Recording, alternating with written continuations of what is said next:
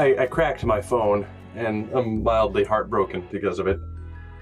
I just got this like 2 months ago and I cracked it. Thankfully not the screen. The screen is fine, but the back, I don't even know how it happened. I didn't even drop it. But anyway, that's not what this video is about. The video is about this here gimbal that I got from Neewer. Now, hold on. Let me turn it on so it's not making these horrible, at least can show it turn on.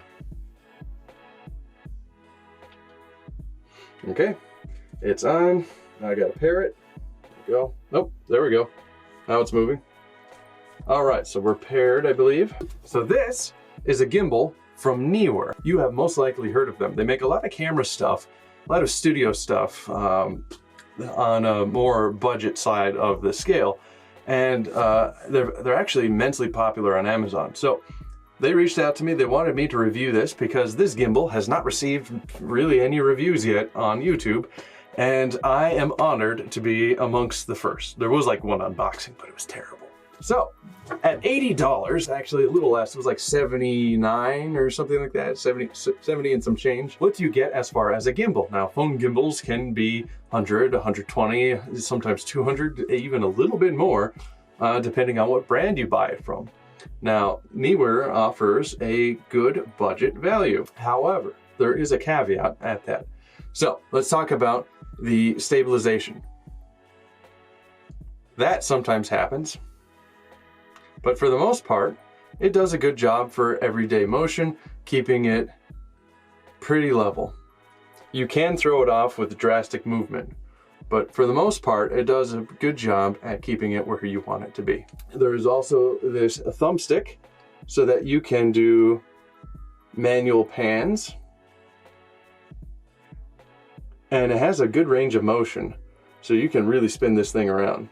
You can also look up and down, and you can do pretty much a whole flip, which can be pretty useful. But you hear that? Let's see if I can make that happen again. There it is.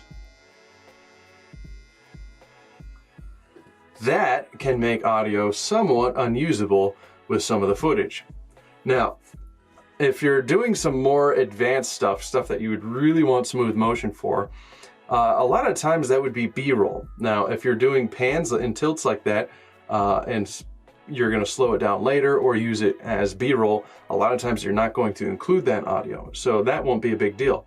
But if you're trying to get, and you're really relying on the audio for some of your clips whilst recording, you can hear that motor when it struggles. Now, it's mostly because this is the OnePlus 7 Pro, and the OnePlus 7 Pro is a very chonky phone. It's very heavy, and it's probably straining the motors, which is making those noises. So if you have a smaller phone that's lighter, you're probably not going to hear the motor, because for the most part,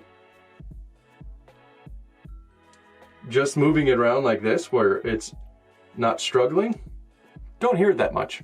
Not enough to actually get into the microphone. So that's good to know. So I am splitting up the video a little bit into two parts. One, we're going to talk about the gimbal itself, and then we're going to talk about the software. Gimbal itself does a pretty decent job. The build quality feels pretty decent. It has these soft rubber sides where you're supposed to put your thumb, and just overall, it feels very comfortable in the hand. If you're holding a heavy phone, then sometimes you will feel a tiny bit of strain after a while of just extending your arm like that. But that's kind of to be expected, I suppose. Now, there is a scroll wheel here, which is intended to zoom in and out on your screen, which I would like to see an adjustment. Maybe I haven't found it yet, but I'd like to see a replacement for that. Instead of doing a digital zoom, I would like to see manual focus adjusted for that, which would be very cool. If you could manually adjust the focus with this ring, that would be incredible, especially if you're using like a Moment lens or something. And Moment does have a gimbal app, but I don't believe it works with this gimbal, not specifically. Now, we'll talk about that in a moment. Oh, that was a pun! I didn't even intend for that. So it is micro USB charged.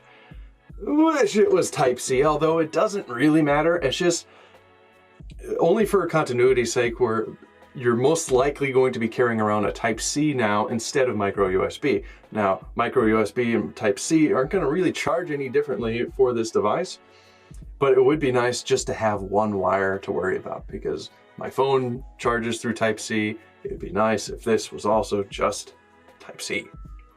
That being said, on the side, where is it? Oh, on the back, next to the trigger, there is a little flap here. Now you can use that to also charge your phone at the same time, if your phone battery life is kind of crappy. You can adjust for that. Now I don't know how well this charges, because I rather just have both fully charged, because if you're using the gimbal heavily all day, you're going to drain the battery. Although the battery life so far seems pretty decent. Figuring out how to use it was a little different. That's where we're going to start dipping into the software side of things. So on the controls here, there isn't, it looks like there's more controls than there is, but there isn't. So this scroll wheel doesn't do anything except zoom, which I won't use because digital zoom isn't great. And now if you're shooting in 4K and zoom a little bit, then you can, and you're uploading in 1080, then that should be fine. But yeah, I'm not going to use that very often. So the power button, you hold it down and it turns on. You have to hold it for a few seconds for it to turn on and a few seconds for it to turn off, and it'll do the thingy on the side. That's the battery, blah, blah, blah, blah, blah. You're gonna have trouble working this gimbal until you download the app. Now the app itself doesn't come from Neewer. It comes from some other third party, like, it doesn't even have a name. It's like user something something on the Play Store, but it's called Gimbal Pro.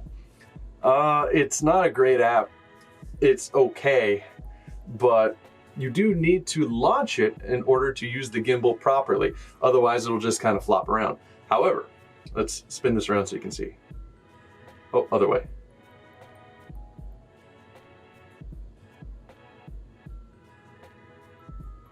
There we go. So, this camera isn't great. You can, however, once you've already uploaded it, you can go and then use your normal camera, and that'll work just fine. In fact, the quality of the video you'll be taking with this camera will look so much better than whatever Gimbal Pro does, because a lot of the videos have been kind of pixely and just not as good. Some of them are okay, but the quality just isn't as consistent or good as using the normal camera app. And you don't have full manual settings like you would in the full camera app, where you would be able to adjust the aperture and the shutter speed and the white balance and all that. I mean, they do have a white balance, but it's not like a slider. It's like indoor, outdoor, auto, that type of thing. Not great. By default, it will shoot in 720p. I thought it was stuck at that because it didn't show you any difference, but if you dig a little deeper, you can shoot in 4K, but it still doesn't look great, especially the front facing for some reason, when using face tracker. Okay, so I got face tracking activated on the front facing gimbal, and I'm walking, and it's, it's looking for me. Nope, it's lost. Horrible. Yeah, so you can use just your normal camera once you've launched the app. However, who are you? Where was I? Ah, yes. So in your native camera app, you will not be able to use the trigger to take pictures or video. That can be kind of nice to have, and you will not be able to use the scroll wheel for zooms. However, the stick still perfectly works, and you can control it that way, which is really what's important, and the gimbal will stay pretty much calibrated. So I would try to use the regular camera app as much as possible instead of Gimbal Pro, because it's not very good. Unless you don't depend so heavily on the quality of the video, then the world is your oyster. Now we're going to talk a little bit about face tracking. Doesn't really work. It struggles, and it could keep up with my face just a tiny bit. Like if you're just walking along using the selfie camera and you're trying to keep it somewhat, like your head moves around a little bit and you're trying to keep it somewhat in frame, it will assist with that, but that's about it. If you're like moving this around like this and you want it to track on your face, and the same with object tracking, didn't do very good with that.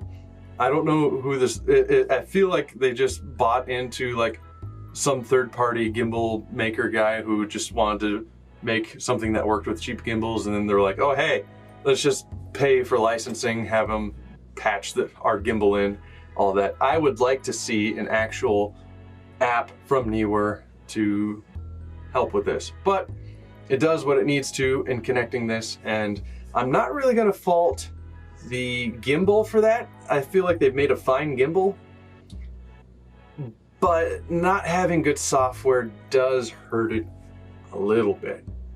But it doesn't kill it, because at the end of the day, if you're just want stable camera movement and you're willing to make slight adjustments to your workflow, you can get very stabilized, nice looking footage, especially from a handheld small gimbal like this, not at a very heavy price at all. If you're trying to take nice walks through the park, get nice footage, and just have something that's small and low profile, I think this does the job pretty well. I know I mentioned a few negative things, but that's just because I want you to be aware as a buyer about potential setbacks for yourself, so you know what's worth it to you. If you want a perfect software experience, you might have to go elsewhere. But if you're looking for a good stabilizer at a good price and willing to work past a few things, then this is a great option for you. And I think that about covers it. This was the Neewer S5B. The link is in the description, and that's about it for me today. Thank you guys for watching, and I'll catch you later.